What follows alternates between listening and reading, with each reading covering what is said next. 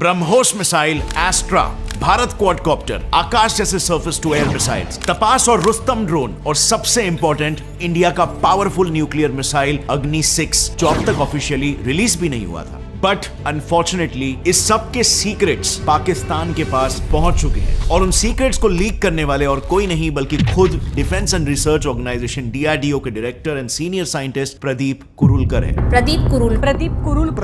प्रदीप कुरुलकर को 3 मई को पुणे से गिरफ्तार किया था। उन पर आरोप है कि उन्होंने हनी ट्रैप में फंसकर पाकिस्तान को खुफिया जानकारी मुहैया कराई।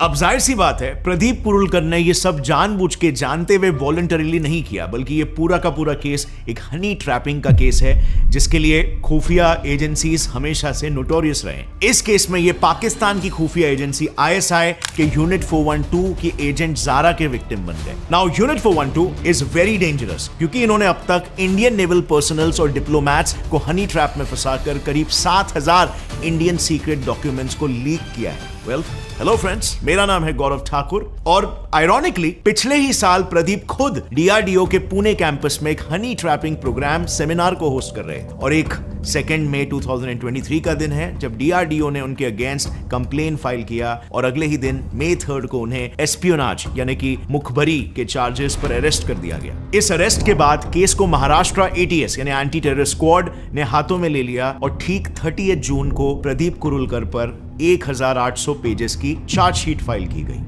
प्रदीप जी का ये पूरा हनी ट्रैपिंग का केस पिछले साल जून से शुरू हुआ, जब उनके व्हाट्सएप पर +44 यानी कि यूके के एक नंबर से मैसेज आया कि this beautiful Indian girl from London is a great admirer of the work you are doing for India. अब ये message apparently Zara Dasgupta का था, जो कि लंदन बेस्ड एक NRI थी। फिर इस मैसेज के बाद प्रदीप और जारा के बीच में बातचीत शुरू हुई, और एक दिन बातों बातों में जारा ने डिफेंस टेक को अपना पैशन बताया और उनके बारे में और ज्यादा सीखने की इच्छा प्रदीप से जाहिर की। इसके बारे में सुनकर प्रदीप जी जारा को गाइड करने के लिए तुरंत तैयार हो गए। उनके बीच इंडियन डिफेंस को लेकर लंबी बातें होनी शुरू हो गई, और धीरे धीरे वो लंबी बातें इंटीमेट चैट्स में तब्दील होने लग गई। जारा प्रदीप जी को अपने ऑब्सीन वीडियोस और पिक्चर्स भेजना शुरू कर चुकी थी, और इस सब से कुरुलकर का जारा के ऊपर इतना ट्रस्ट बढ़ गया था कि वो उसे अपने डेली रूटीन और क्लासिफाइड विजिटिंग प्लेसेस के बारे में भी बताने लगे, जो आमतौर पर किसी भी ऑफिसर को अपने घर वालों को तक बताने की परमिशन नहीं होती। अब प्रदीप जी जारा की बातों से इतना इन्फैचुएट हो गए थे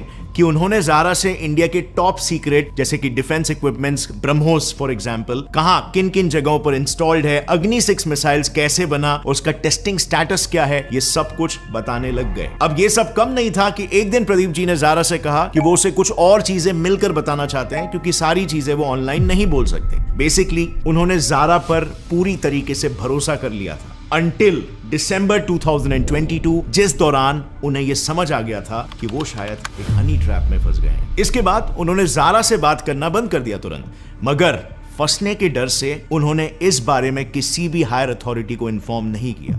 मे बी फंसने का डर या मे बी एम्बेरसमेंट, जो कि उन्हें करना चाहिए था। But it was too late. Intelligence wing को एक सस्पिशियस UK बेस्ड नंबर मिला था, जो DRDO से कंटिन्यूस कांटेक्ट में था, और जब इस पे और ज्यादा इन्वेस्टिगेशन की गई तब उन्हें पता चला कि उस नंबर का IP एड्रेस पाकिस्तान का है। अब ये पता चलते ही एजेंसी ने तुरंत DRD को रिपोर्ट किया, और फरवरी 2023 को उनके खिलाफ एक इंटरनल प्रोब इनिशिएट किया गया। इस प्रोब के इनिशिएट होते ही कुरुलकर ने जारा के साथ किए सारे चैट्स डिलीट कर दिए और उसका नंबर ही ब्लॉक कर दिया, जिसके बाद इन्वेस्टिगेशन के लिए कुरुलकर का फोन सीज कर लिया गया। लेकिन यहां पर सीज करने के बाद जब फोन की चेकिंग हुई तब पता चला कि उसमें एक व्हाट्सएप मैसेज था, जिसमें लिखा था Why did you block me? और फिर फर्दर इन्वेस्टिगेशन महाराष्ट्र के एंटी टेरर स्क्वाड विंग के हाथों में गया, और आगे क्या हुआ ये तो हम सब जानते ही है। क्या सच निकल कर आया? प्रदीप कुरुलकर पर 1800 पेजेस की चार्जशीट दर्ज हुई। इस चार्जशीट में ATS ने प्रदीप पर उस पाकिस्तानी इंटेलिजेंस ऑपरेटिव जारा को इन सारे आर्म्स के बारे में इंफॉर्मेशन लीक, प्राइवेट कंपनीज के CEOs की पर्सनल इंफॉर्मेशन लीक, जो इंडियन गवर्नमेंट के साथ मिलकर डिफेंस टेक्नोलॉजीज डेवलप करते हैं, और स्ट्रेटेजिक ब्रह्मोस मिसाइल के डिप्लॉयमेंट बेसिस यानी कि किन किन जगहों पर ये मिसाइल्स डिप्लॉयड है उसे लीक करने के चार्जेस लगाए। इसके अलावा चैट्स में ATS के सामने ये भी आया कि प्रदीप ने जारा को यह प्रॉमिस किया था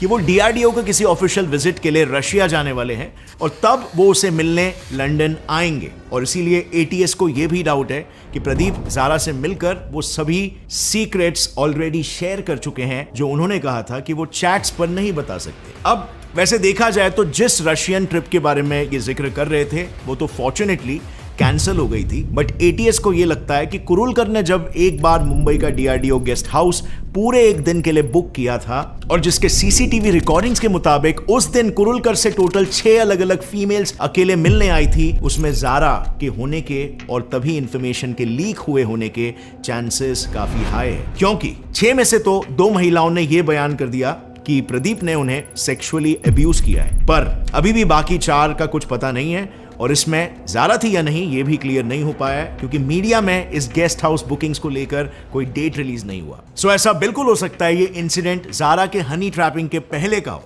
लेकिन उसमें भी फिर एक प्रॉब्लम है। फिर तो हाई चांसेस है कि इसी को देखकर आईएसआई ने प्रदीप कुरुलकर को अपने हनी ट्रैपिंग का विक्टिम बनाया होगा, क्योंकि कई एक्सपर्ट्स का यह मानना है कि पाकिस्तान की आईएसआई एक्चुअली इंडिया के हर एक ऑफिशियल को काफी स्ट्रेटेजिकली स्टडी करके ही आगे एस्पियोनाज ऑपरेशंस कैरी आउट करती है। अभी इसे स्ट्रेटेजिकली एग्जीक्यूट कैसे किया जाता है इस पर हम कुछ ही देर में डिस्कस करेंगे, लेकिन एटीएस ने चार्जशीट में यह भी मेंशन किया है कि प्रदीप से डेटा लीक इनवॉलंटरीली भी हो रहा था, क्योंकि ज़ारा ने उन्हें अपने फोन पर 2 एप्लीकेशंस डाउनलोड करने बोले थे जो असल में मालवेयर एप्स थे, जिसकी मदद से प्रदीप के फोन में इंस्टॉल्ड हर एक इंफॉर्मेशन पाकिस्तान को जा रही थी। इसी मालवेयर की मदद से आईएसआई को एक इंपॉर्टेंट पावर पॉइंट प्रेजेंटेशन मिला जिसमें आकाश मिसाइल लॉन्चर और एक अननेम्ड एरियल व्हीकल यानी कि जिसका नाम अभी तक नहीं रखा गया था उसकी इंफॉर्मेशन भी पाकिस्तान को मिली। इससे बेसिकली ये बात तो साफ है कि पाकिस्तान ऐसे साइबर एक्टिविटीज और हनी ट्रैप्स लगाने में काफी माहिर हो चुका है। एंड यू वोंट बिलीव, ऐसे हनी ट्रैपिंग को कैरी आउट करने के लिए उसने लिटरली एक एस्पियोनाज यूनिवर्सिटी ही खोल दी है। दरअसल इंडिया टीवी के मुताबिक इनके प्लान को प्रॉपर्ली एग्जीक्यूट करने के लिए आईएसआई ने रावलपिंडी में स्थित अपने आर्मी हेडक्वार्टर्स में यूनिवर्सिटी बनाई रखी है जहां पर वो लड़कियों को हनी ट्रैप करने की ट्रेनिंग देते हैं। इस पूरे ट्रेनिंग के लिए पाकिस्तानी गवर्नमेंट आईएसआई को पर एनम 3,500 करोड़ रुपीस का बजट एलोकेट करती है और डेक्कन हेराल्ड के 2010 के आर्टिकल के अनुसार इंडियन ऑफिशियल्स को हनी ट्रैप करने आईएसआई 900 से ज्यादा विमेन को ट्रेन करते हैं जो मेजरली कॉलेज गोइंग गर्ल्स या सेक्स वर्कर्स होती है। इसमें थोड़ी और रिसर्च करने पर हमें यह भी पता चला कि आईएसआई ने अपने कमांड में यूनिट 412 लॉन्च किया हुआ है जो कराची, लाहौर और इस्लामाबाद में बेस्ड हनी ट्रैप के मॉड्यूल्स चलाते हैं जिन्हें पाकिस्तानी कैप्टन्स और ब्रिगेडियर्स कमांड करते हैं। सो बेसिकली इस ट्रेनिंग में होता ही है कि सबसे पहले वो लड़कियों को अपना नाम बाकी कॉमन हिंदू नेम्स जैसे रखने के लिए बोलते हैं, जैसे खुशी, कल्पना, गीता,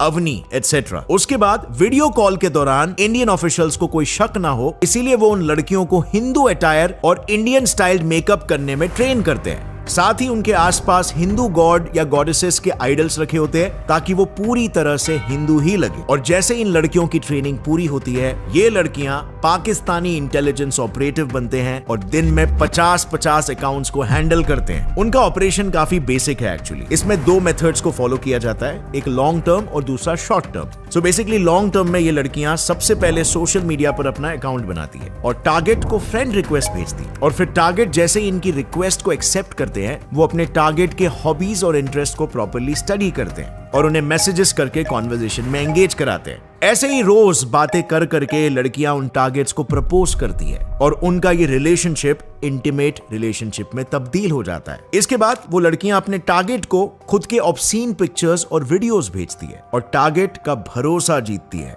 इसके बाद से वो टारगेट नेचुरली उन पर ब्लाइंडली ट्रस्ट करने लगता है और वहां से शुरू होता है उनसे सारी कॉन्फिडेंशियल डिटेल्स निकालने का सिलसिला, जैसे कुरुलकर के केस में हुआ। ज़ारा ने कुरुलकर को न्यूड्स भेजकर उनका भरोसा जीता और फिर उन्होंने सामने से ही सारी इंफॉर्मेशन उसे दे दी। इनफैक्ट इसी तरह से रवि प्रकाश मीरा से एक पीआईओ ने 40 डिफेंस के कॉन्फिडेंशियल लेटर्स लीक करवाए थे और माधुरी गुप्ता नाम के एक इंडियन डिप्लोमेट को भी अरेस्ट कर लिया गया जब वो पाकिस्तान के एक मेल पीआईओ को कई सारी सेंसिटिव इंफॉर्मेशन शेयर कर रही थी। पर इस सब के दौरान ये लड़कियां साइड बाय साइड अपने सभी वीडियो कॉल्स को रिकॉर्ड करती है और फिर इन्हीं रिकॉर्डिंग्स की मदद से वो उन्हें ब्लैकमेल करती है और उनसे सभी इंफॉर्मेशन फोर्सफुली निकलवाती है और यही है उनका शॉर्ट टर्म मेथड। मिसाल के तौर पर जैसे फरवरी 2018 में एक इंडियन एयरफोर्स के ग्रुप कैप्टन अरुण मारवा क्लासिफाइड इंफॉर्मेशन लीक करते हुए पकड़े गए थे। उनके साथ भी यही हुआ। जब अरुण ने इंफॉर्मेशन देने से मना किया था तो उन्हें उनके फोटोज लीक करने की धमकी दी गई। अब अगर ऐसे केसेस में लेट्स से ब्लैकमेलिंग के बाद भी अगर कोई नहीं मानता तो इनके पास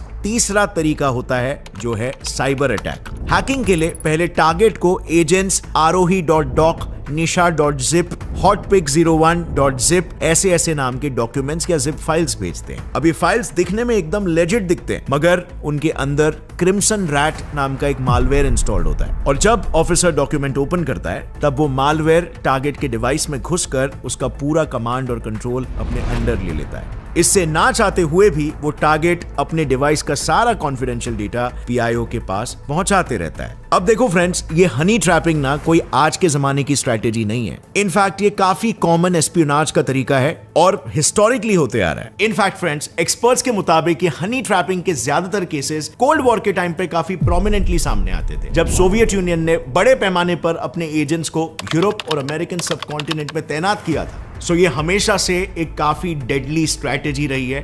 इनफैक्ट ये डीआरडीओ वाला केस भी इंडिया का इकलौता ऐसा केस नहीं है। पिछले कुछ सालों में ऐसे हनी ट्रैपिंग के इंडिया में 150 से भी ज्यादा केसेस सामने आए जिनमें एक सोल्जर से लेकर डीआरडीओ के हेड तक सभी को ट्रैप किया गया था और इसीलिए आज के तारीख में ऐसे केसेस इंडिया के लिए एक मेजर सिक्योरिटी थ्रेट बन चुके हैं और इस पे इंडियन गवर्नमेंट को विजिलेंटली ध्यान देने की बिल्कुल जरूरत है। इस पे आपको क्या लगता है friends? Comment down below and let me know.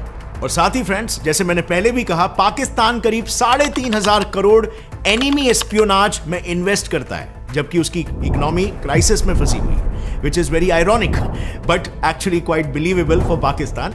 But चलो, not everything is going downhill for India at least, क्योंकि रीसेंट टाइम्स का एक मेजर गुड न्यूज है कि इंडिया ने finally for the first time in 70 years $3.75 trillion का GDP mark cross कर लिया है। यह रिपोर्ट वर्ल्ड के टॉप 3 क्रेडिट रिपोर्ट एजेंसीज में से एक मूडीज द्वारा पब्लिश की गई है and this is truly a huge achievement for India. इस पर हमने एक डिटेल वीडियो बनाया है जिसे आप यहां पर क्लिक करके देख सकते हो। Being an Indian national, you should definitely watch it. अगर इस वीडियो से आपको कुछ भी नया सीखने मिला, एक लाइक जरूर ठोकना।